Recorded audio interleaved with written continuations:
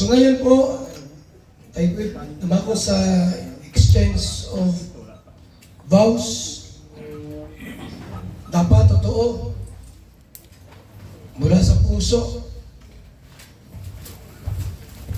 Na pwede yung kumbaga sa ano magsisinungaling o magplastikan. Kasi maraming tao pag sa kamera, ang galing. Ang bait-bait, pero pagka nasa bahay na, lumilipad yung plato sa kutsara sa tinidor, pati baso. So, para kay Christopher,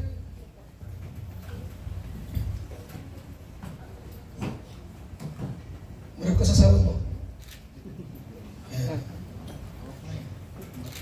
Ikaw, Christopher Balse, tinatanggap mo ba si Maribel Espiritu upang maging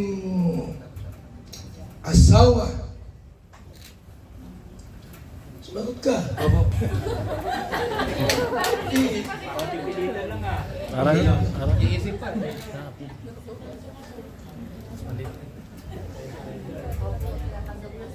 Ha? Maano ka rin upo? Pag hindi, hindi. Liwanag ano?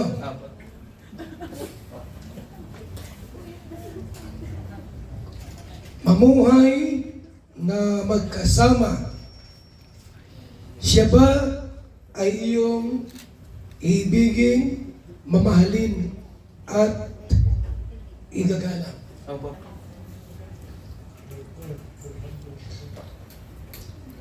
Sa sakit at kalusugan, tanging sa kanya lamang pipisan habang kayong dalawa ay nabubuhay. Opo, kuya. Doon. Okay, Maribel tayo. Maribel, tinatanggap mo ba si Christopher upang maging asawa? Opo, Kuya Van. Opo na lang. Opo. Ha? Pag hindi, hindi. Ano po? Mamuhay na magkasama, siya ba ay iyong ibigin, mamahalin at igagalang? Opo. May mga testimony dyan. Yung nanay nyo, laging kasama, mamaya. Gawin po natin ito, ano?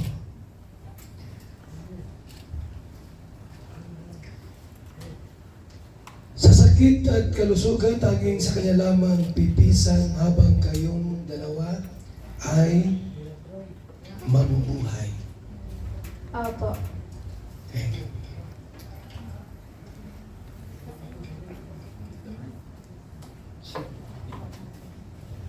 Tayo sa singsing. Singsing Rose. Ayan. Bakit na matagalan? Mahal na yan. Bakit ito? Pwede mo singsing. Akin na yung singsing sa lalaki. Bilbit ba ito? Ha? Very good. Tama yan. Kumuha sa iba. Ang singsing po ay bilog. At sa panlabas, physical na anyo, ito sumusimbolo po sa isang spiritual na panlabas na pagbubuklod ang dalawang pusong nagmamahalan. Sumisimbolo po ng kadalisayan na dapat maghari sa inyong dalawa. Minsan lang ito ha. Hindi masala yan. Ang singsing po ay bilog. Papahiwatig po ng pag-ibig ninyo sa isa't isa at sa Diyos na walang hanggang pagmamahalan. Kaya't bilog. Ibigay mo ito kay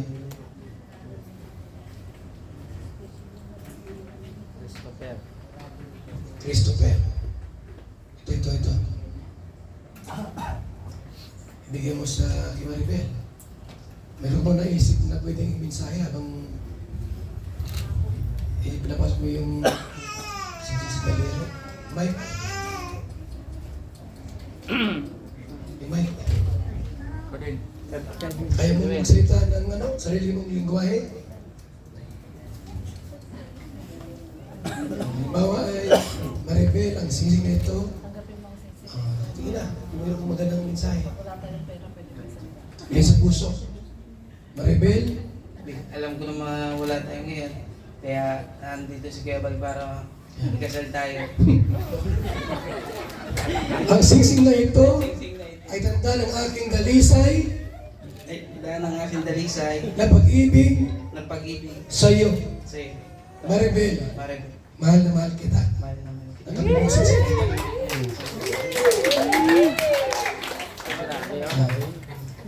Gilig-gilig si Maribel. Lilik si Mirador ah. Ibigay mo kay Maribel yung isa. Baka mayroon kang gawain sa sarili mo, Maribel. At ipasok mo yung singsing kay Christopher. May mensahe kang ba? Sige. Christopher, Christopher. dutungan mo na kung ano dutong mo. Sabihin mo. Ang singsing na ito Ang singsing na ito ay tanda ay tanda ng aking dalisay na pag-ibig sa iyo. ng aking dalisay na pag-ibig sa iyo. Mahal na mahal kita. Yeah.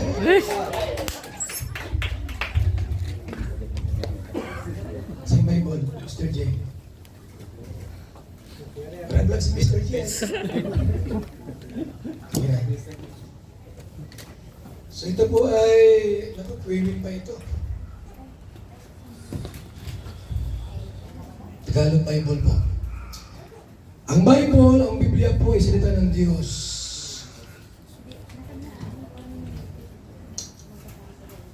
Ito'y kaloob po sa atin para basahin po ang Biblia sa tahanan. At ito po ay ibigay namin sa iyo, sa inyong mag-asawa para magiging gabay sa inyong pagsasama. Bible. So, tanggapin ninyo ang kaloob na itong bilang matibay at matatag na pundasyon ng inyong pagsasama. Naway ito ay maging ilaw sa inyong tahanan, gabay at sandigan ng inyong pagsasama. Tanggapin niyo. Sagot. Ang sagot niyo. Salamat. Yeah, pwede na yun. Salamat sa Bible. So, ibig sabihin, huwag mong basta lang itabi dyan saan dyan, basahin niyo po yan. Sa Tagalog naman yan. Ha? Ito yung mga Kristiyano, dapat merong Biblia sa mga tahanan natin. May mga pamilya na walang Bible, pero may maraming sasakyan, mayaman, pera lahat. Gamit, kumplit si gamit. Pero walang Bible. Inakalungkot sa lahat. Walang Biblia sa pamilya. So mas mainam po, di ba wala ganong gamit sa loob. At mayroon ka namang Biblia. So mahalaga po ang Bible po mga kapatid. Nawa kayo din naman ay magkaroon po ng sariling Bible sa inyong mga tahanan. Yung mga anak ninyo, magbasa din po ng Bible.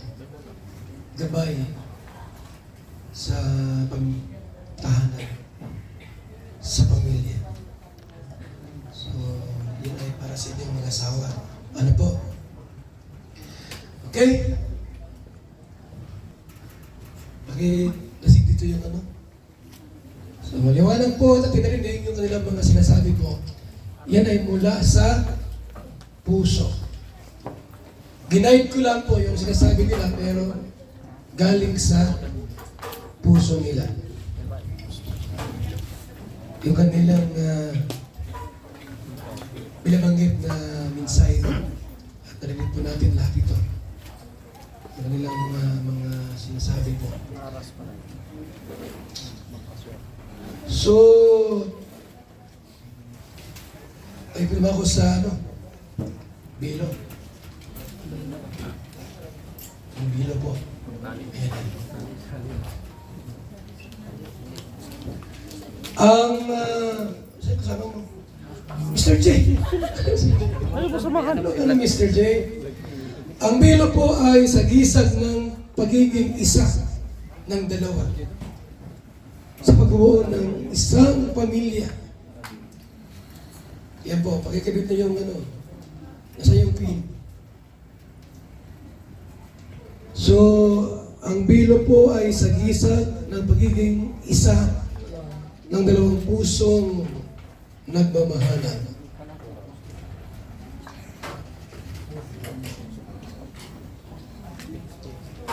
Ang babae po ay dapat magpasakop sa kanyang asawang lalaki habang sila po ay nabubuhay. Tandaan po natin, ang babae po ay mula sa lalaki. Dapat ang babae po ay magpasakop.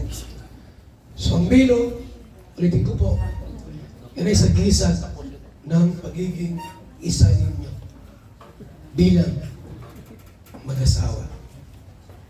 Yung cordon. Cordon, pag-iyan yung cordon. Cord. Ang cordon ay sagisag ng isang relasyong walang patid, walang putol. Tulad ng isang matibay na kordon. Tali mo. Tali mo. Ito ay simbolo ng inyong pangakong magmahalan, magpakailanman bilang mag-asawa. So, yan na po yung bilo at kordon. Ibalik ang motif ng problema.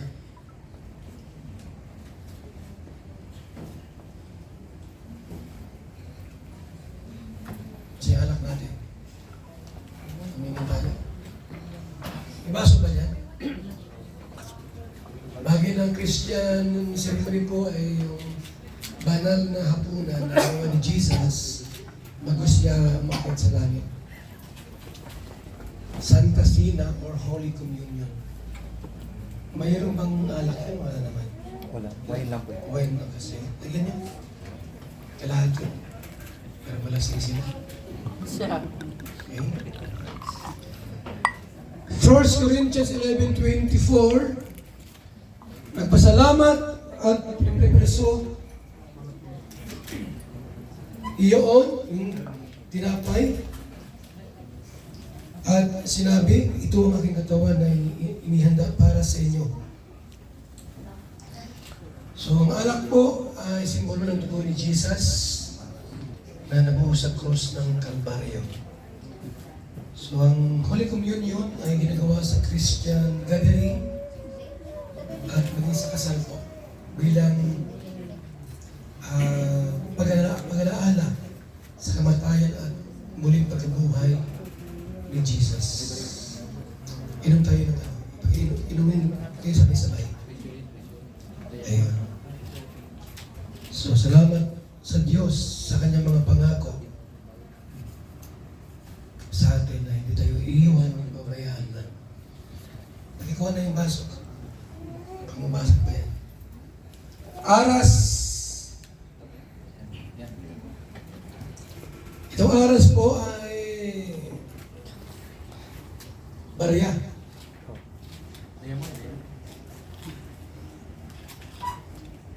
Sa ibang mga churches, na mga Christian gathering, aras talaga. Eh, iba sa atin, sa kalinga, may sobre. Hindi pwedeng wala. Saan yung mo ampaw mo, sir? Meron pa dyan, yung mga ninang bigyan mo. Mga tag 50 pesos lang. 100, 500. Aras yan.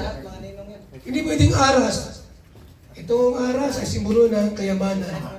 Tapos, eh, gawin natin yung sa mga ninong. Pati ako, magbigay din ako ng aras. Yung nasa labas, nasa ano po, sa loob, gusto mong bigay kahit magkano? Bilang panimula, mabigay po tayo, pwede po. Bigyan ko sobre at mabigay din ako ng aras ko. Sa iyan. Sa iyan. Pwede po, 500, 1,000. Kawalaan, 100. Huwag naman 20. Kasal 20. Mabirat naman kayo.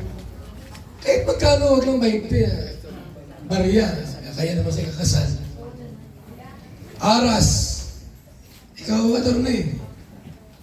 Hindi ka excuse dito, baka malimutan mo magdukot. Yung sobre.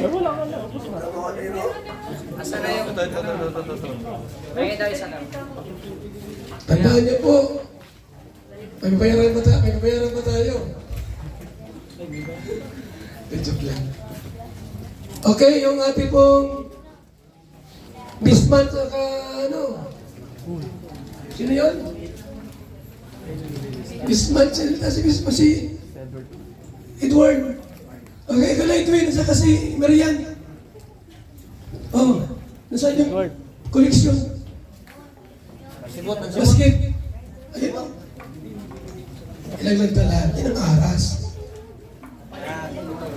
Ito ang tunay na aras po. Oh, ito. Ikot nyo. Yung dalawang magsama. Pagilaglag po yung aras nyo dyan, kahit walang sobre. Kahit magkano po, ano? O yan, makikaya yan. 5,000 kayo sa masli. Yan, okay? Yan po ang tunay na aras. Mr. J, Tapos na. kunin mo na to. Akala ko. Ibalik ko na sa iyo yan. Okay?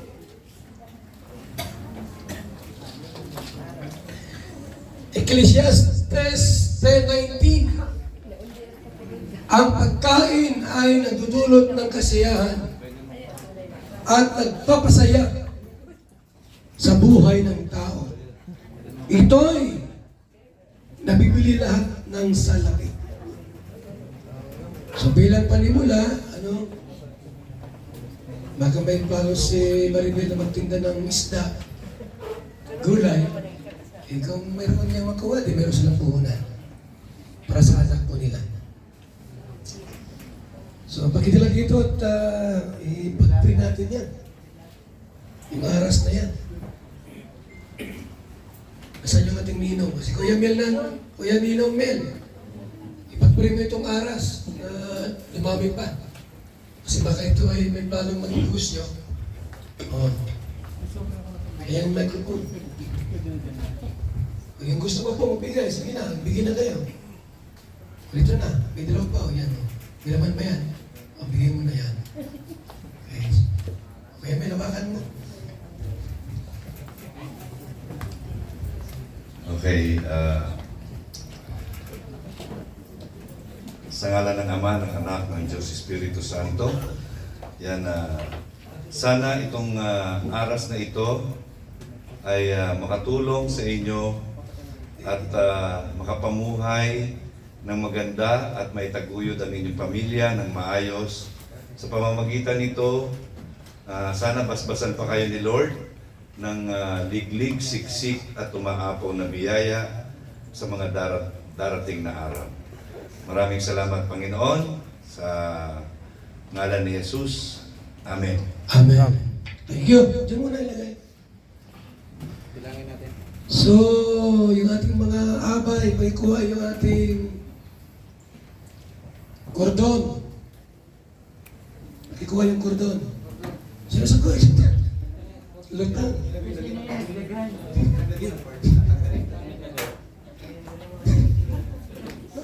Yung sa Bilo, sino? Bilo. Mr. J. Tanggal, okay? Sabay kayo. Pagkatanggal, kabayo ang mag-asawa. Okay. Ibigay mo Kaya yung bahilan mo doon. Huwag mo itago yan. para yung kandila. Igisa kayo. Wala bang may special number? Salvin? Wala may special number. Habang nagkusiti ng kandila, pwede rin. Tuper!